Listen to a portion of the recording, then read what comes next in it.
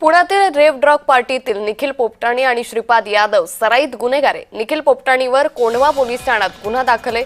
Shripad यादववर पंड garden police ठाण्यात गुन्हा दाखल करण्यात आलेला आहे। त्यामुळे पुण्यातील रेव पार्टी प्रकरण ज्या प्रकरणावरून खरतर कालपासून मोठ्या प्रमाणात प्रतिक्रिया येण्यास सुरुवात झाली।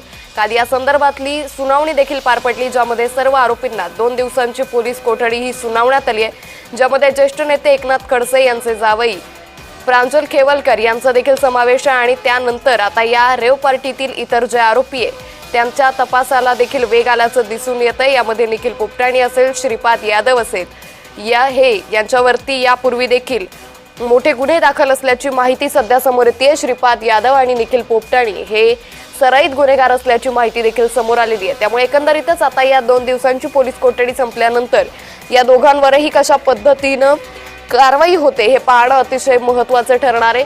खरं तर पुणे रेव पार्टी प्रकरण शनिवारी रात्री पुणे पोलिसांनी अतिशय महत्त्वाची अशी कारवाई केली होती, मोठी कारवाई केली होती, ज्यामध्ये या रेव पार्टीवरती छापा टाकण्यात आला आणि त्यामधून 7 जणांना अटक करण्यात आली होती। ज्या सर्व आरोपींना सध्या 2 दिवसांची पोलीस कोठडी काल झालेल्या सुनावणीमध्ये सुनावण्यात आलेली आहे। आता या 2 दिवसांच्या पोलीस कोठडीनंतर या पुढची कारवाई कशा पद्धतीनं होते हे पाहणं अतिशय महत्त्वाचं ठरणार आहे।